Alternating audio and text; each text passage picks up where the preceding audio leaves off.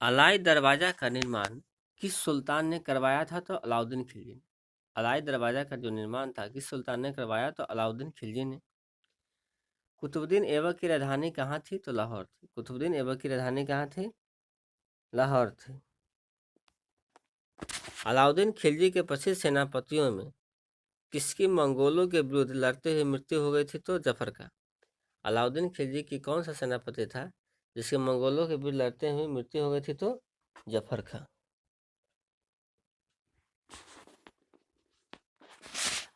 तौल की सबसे छोटी इकाई कौन थी? तो रत्ती या रत्तिका। संस्कृत में से क्या कहते हैं, जो कि इसे हिंदी में रत्ती कहते हैं। तौल की सबसे छोटी इकाई कौन थी? तो रत्ती थी। प्रसिद्ध कवि अमीर खुसरो के दरबार में कौन थे? तो अलाउद्दीन खिलजी। प्रसिद्ध कवि अमीर खुसरो के दरबार में रहे थे? तो अलाउद्दीन खिलजी। किसने सल्तनत काल में प्रसिद्ध डाक व्यवस्था का विस्तृत विवरण दिया था? तो इब्न बतूता ने। सल्तनत काल में प्रसिद्ध डाक व्यवस्था का विस्तृत विवरण दिया था? तो इब्न बतूता ने। तैमूर लंग ने किस वर्ष में भारत पर आक्रमण किया था? तो 1398 ईस्वी में। तैमूर लंग ने किस वर्ष में भारत में आक्रमण किया था? तो 1398 ईस्वी में। दिल्ली के किस मुस्लिम शासक के निधन पर इतिहासकार बदायूं ने कहा, राजा को अपनी प्रजा से तथा प्रजा को अपने राजा से मुक्ति मिल गई है? तो मोहम्मद बिन तुगलक के साथ। अर्थ मतलब मोहम्मद बिन तुगलक के बारे में कहा था। दिल्ली के सुल्तान बलबन का पूरा नाम क्या था? तो गयासुद्दीन बुलबन। दिल्ली के सुल्तान जो थे बलबन का पूरा नाम गयासुद्दीन बलबन था। कौन सा सुल्तान नया धर्म चलाना चाहता था किंतु उलेमाओं ने विरोध किया था? तो अलाउद्दीन खिलजी ने। अलाउद्दीन खिलजी जो थे नया धर्म चलाना चाहते थे, बट उलेमा ने इनका विरोध किया था।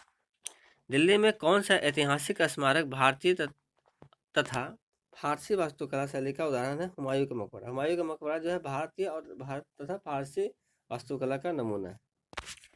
दिल्ली का सुल्तान जो दान दक्षिणा के बारे में काफ़ी ध्यान रखता था और इसके लिए विभाग दीवान खैरात की स्थापना किया था, वो कौन था? तो फिरोज शाह तुगलक ने।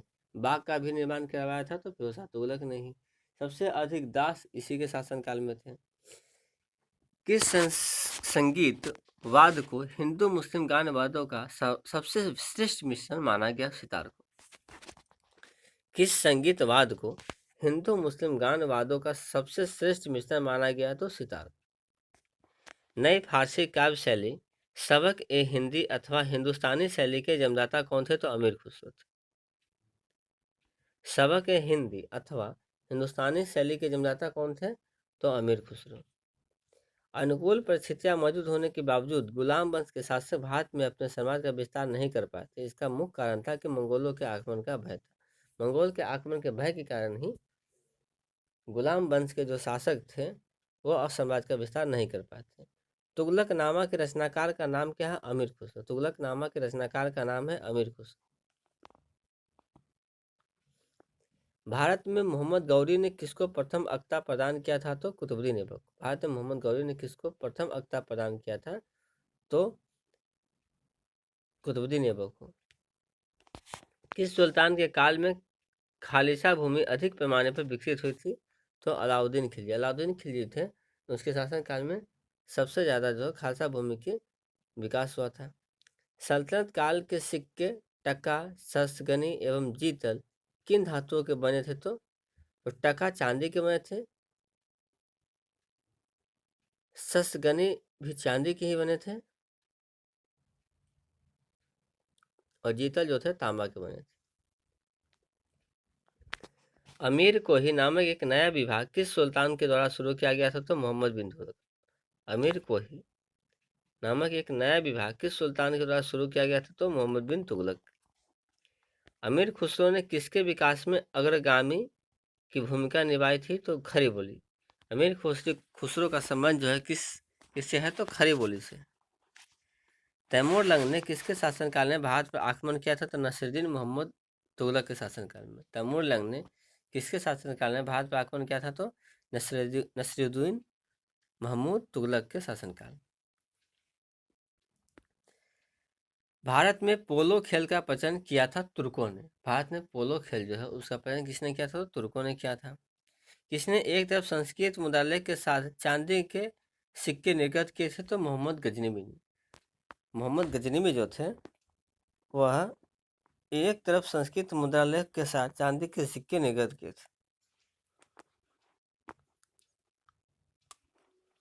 अलाउद्दीन खिलजी के सेनाध्यक्षों में से कौन तुगलक वंश का प्रथम सुल्तान बना? तो गाजी मालिक।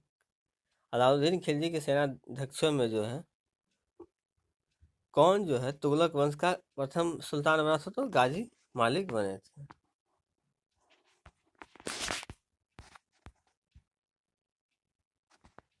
जवाबित क्या थे? तो राज्य कानून थे। जवाबित जो थे क्या थे? तो राज्य कानून थे। किस राजवंश के अंतर्गत बिजारत का चरमोत्कर्ष हुआ था? मतलब किसके समय जो है बिजारत जो है अपने मतलब बिजारत जो है उत्कर्ष पे था? तो तुगलक वंश के शासन का। 2.5 दिन का झोपड़ा मस्जिद अजमेर का निर्माण किसने करवाया था? तो कुतुबुद्दीन ऐबक ने।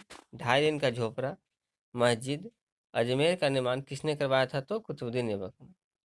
कौन अपने को ईश्वर का अभिशाप कहता था? तो चंगेज खां। ईश्वर का अभिशाप किसे कहा गया है? अपने आप को कहता था तो चंगेज खां।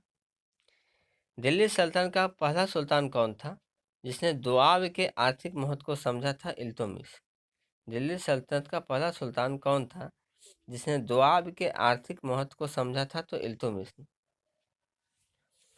दिल्ली सल्तनत के तुगलक राजवंश का अंतिम शासक कौन था? नसीरुद्दीन महमूद। दिल्ली सल्तनत के तुगलक राजवंश का अंतिम शासक कौन था? तो नसीरुद्दीन महमूद। सल्तनत काल में फवाजिल का अर्थ क्या था? फवाजिल का अर्थ था इक़्तिदारों द्वारा सरकारी खजाने में जमा की जाने वाली अधिशेष राशि। फवाजिल का अर्थ है इक़्तिदारों द्वारा सरकारी खजानों में जमा की जाने वाली अधिशेष राशि। दिल्ली का सुल्तान जो भारत में नहरों के सबसे बड़े जाल का निर्माण करने के लिए प्रसिद्ध था वह था फिरोज शाह तुगलक। दिल्ली का सुल्तान जो भारत में नहरों के सबसे बड़े जाल का निर्माण करने के लिए प्रसिद्ध था तो वह था फिरोज शाह तुगलक। चंगेज खां के अधीन मंगोलों ने किसके शासनकाल में भारत पर आक्रमण किया था? तो इल्तुतमिश के शासनकाल। चंगेज खां के अधीन मंगोलों ने किसके शासनकाल में भारत पर आक्रमण किया था? तो इल्तुतमिश के शासनकाल में। अपनी शक्ति को समेकित करने के बाद बलबन ने भव्य उपाधि धारण की थी तोता-ए-हिंद। बलबन ने अपनी शक्ति को जब समेकित किया उसके बाद बलबन ने किसकी उपाधि धारण की थी? तो तोता-ए-हिंद की। कौन से सुल्तान की मृत्यु अफगानपुर तुगलकाबाद में लकड़ी से बने स्वागत भवन के गिरने से हुई थी? तो गयासुद्दीन तुगलक। गयासुद्दीन तुगलक की मृत्यु जो थी लकड़ी के भवन में, लकड़ी की जो भवन थे उसी से गिरने से हुई थी। नहर निर्माण करवाने वाला दिल्ली का प्रथम सुल्तान कौन था? तो गयासुद्दीन तुगलक। नहर निर्माण करने वाला प्रथम सुल्तान गयासुद्दीन तुगलक था, जबकि सबसे ज्यादा नहर का निर्माण फिरोज शाह तुगलक के शासनकाल में। लोधी वंश का सर्वाधिक शक्तिशाली सुल्तान कौन था? सिकंदर लोधी। लोधी वंश जो था उसके सर्वाधिक शक्तिशाली सुल्तान सिकंदर लोधी था। किसने भूमि मापने का पैमाना गज ए सिकंदरी का प्रचलन किया था? सिकंदरी लोधी। गज ए सिकंदरी है तो सिकंदर लोधी। किस मुस्लिम शासक के सिक्कों पर देवी लक्ष्मी की आकृति बनी है? तो मोहम्मद गौरी। मोहम्मद गौरी जो थे उनके जो सिक्के हैं उन पे जो है लक्ष्मी की आकृति बनी हुई थी। रजिया बेगम को सत्ताच्युत करने में किसका हाथ था? तुर्कों का। रजिया बेगम जो थी उसकी सत्ताच्युत करने में किसका हाथ था? तो तुर्कों का हाथ था। किस सुल्तान ने अपनी आत्मकथा फतुहात ए फिरोज शाही लिखी? फिरोज शाह तुगलक ने। फतुहात ए फिरोज शाही जो है फिरोज शाह तुगलक की एक आत्मकथा है। दिल्ली के किस सुल्तानों ने ब्राह्मणों पर भी जजिया कर लगाया था? तो फिरोज शाह तुगलक ने। फिरोज शाह तुगलक ने ब्राह्मणों पर भी जजिया कर लगाया था। ग्वालियर विजय के बाद इल्तुतमिश ने सिक्कों पर किसका नाम अंकित किया था? तो पुत्री रजिया का। ग्वालियर विजय के बाद इल्तुतमिश ने किसका नाम अंकित किया था? तो पुत्री रजिया का। नसीरुद्दीन महमूद के शासनकाल में मुख्य काजी के पद पर कौन था? मिन्हाजुद्दीन सिराज। नसीरुद्दीन महमूद के शासनकाल में मुख्य काजी के पद पर कौन था? तो मिन्हाजुद्दीन सिराज। बलबन का वास्तविक नाम क्या था? तो बहाउद्दीन। बलबन का वास्तविक नाम क्या था? बहाउद्दीन था। ये पूरा नाम तो गयासुद्दीन बुलबन था। जलालुद्दीन के शासनकाल की सबसे बड़ी उपलब्धि क्या थी? देवगिरी का विजय। जलालुद्दीन के शासनकाल की सबसे बड़ी उपलब्धि क्या थी? तो देवगिरी विजय। अलाउद्दीन के शासन में भूमि कर संबंधी अधिकारी को क्या कहते थे? था कौन था? तो मुस्तकरा। अलाउद्दीन के शासनकाल में भूमिकर संबंधी अधिकारी मुस्तक राज था। वारंगल में स्वतंत्र राज्य की स्थापना किसने किया था? तो कन्हैया ने। वारंगल में स्वतंत्र राज्य की स्थापना किसने किया था? तो कन्हैया ने किया था। बरनी के अनुसार दरबारियों के बीच कभी कभी नग्न होकर दौड़ने वाला सुल्तान कौन था? मुबारक खां। मुबारक खां जो था दरबारियों के बीच कभी कभी नग्न होकर दौड़ता था। हिंदू धर्म से परिवर्तित मुस्लिम शासक कौन था? नसरुद्दीन खुसरो शाह था। हिंदू धर्म से परिवर्तित मुस्लिम शासक कौन था? तो नसरुद्दीन खुसरो शाह था।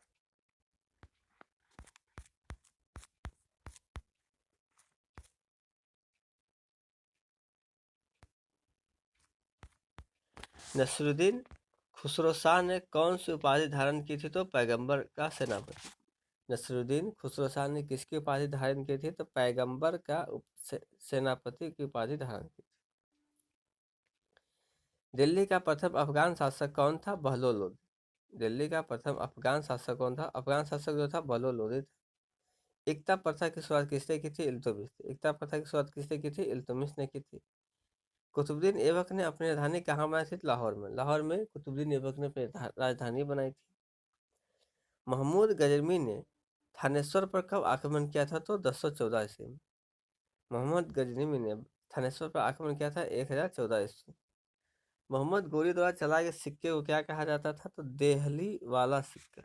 मोहम्मद गौरी जो थे उनके द्वारा चलाए गए सिक्कों को देहली वाला सिक्का भी कहते थे। सुल्तान का पद सामान्यतः कैसा था? पैतृक था। सुल्तान का जो पद था वो कैसा था? तो पैतृक था। सल्तनत काल में प्रभावशाली पद किसके अधीन होते थे? अमीरों के। सल्तनत काल में प्रभावशाली पद जो होते थे किसके अधीन होते थे? तो अमीरों के। प्रांतों को अन्य किस नाम से जाना जाता था? तो इक्ता।